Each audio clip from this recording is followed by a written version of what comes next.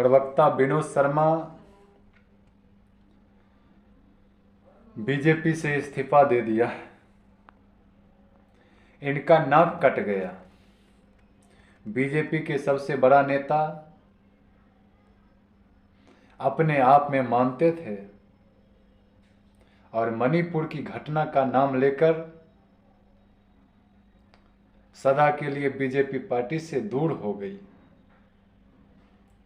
और हवा, आंधी, तूफान, इमारत, बड़े बड़े इमारतों और बड़े बड़े पेड़ों को सबसे पहले क्षति पहुंचाने का काम करती है। उसी तरह बीजेपी के सबसे बड़ा नेता, गद्दावर नेता, अपने आप को मानने वाला नेता प्रवक्ता विनोद शर्मा,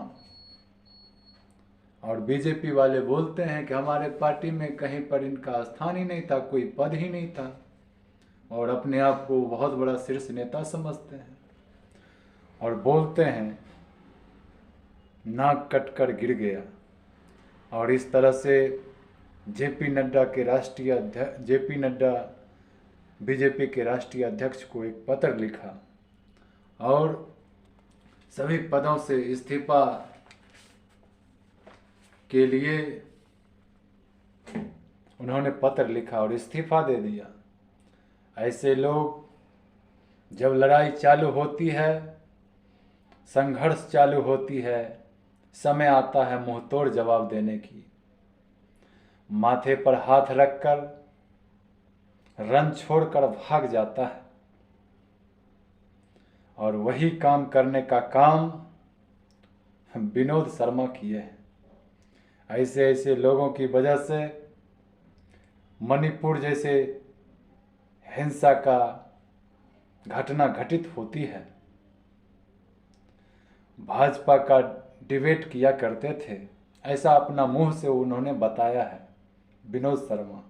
अभी तक बीजेपी ठीक थी, अब और आज से अंधभक्त नजर आने लगा है। वही आदमी खुद बीजेपी में कल तक था तो वो देशभक्त पार्टी था और अभी वो अलग हो गया है, वो अब अंधभक्त पार्टी बन गया। बीजेपी पार्टी के लोग, घटना कहाँ हुआ, बीजेपी पार्टी के विनोद शर्मा, घटना कहाँ हुआ,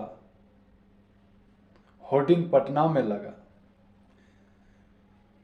पोस्टरबाजी कर रहे हैं। बिहार की हालात पर शर्मा जी का कोई ख्याल नहीं था अभी तक। बीजेपी में ही थे तो बीजेपी का सरकार एक साल पहले 18-19 साल तक रहा है, तो उसमें आप कहाँ थे? 18 सालों से बिहार को लूटने में आप भी शामिल थे। मणिपुर को बिहार से जोड़कर देखते हैं, जहां उस बिहार की चर्चा कीजिए, दशा और दिशा और परिस्थिति का बात कीजिए, ना कि इसका नाक और उसका मुंह और उसका नाक जोड़ने का काम करते हैं और घटनाओं को एक साथ, अलग अलग घटनाओं को एक साथ जोड़कर झूठे अफवाह फैलाना चाहते हैं। तो इसलिए आप एक बार फिर से आप नाराजगी व्यक्त नहीं किए और कहाँ चले गए थे?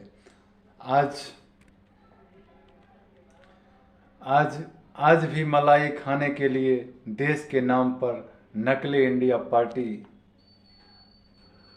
के साथ और उसमें अपना दिलचस्प दिखाने के लिए आज से जुमलेबाजी चालू कर दी और आपसे देश नहीं चल रहा है। देश सच्चे और निष्ठावान लोगों, नेताओं से चल रही है।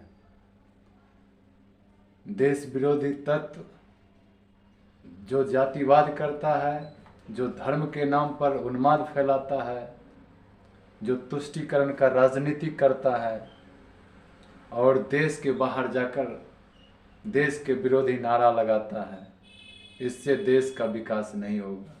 देश सिर्फ और सिर्फ सच्चे लोग और सच्चे देशभक्त से चलेंगे। अगर कोई देश को गलत गर्त में डालने का प्रयास करेगा तो भारत के सच्चा सपूत, भारत माँ का लाल जो भी होगा उसको कड़ा जवाब देगा। जय हिंद, जय भारत।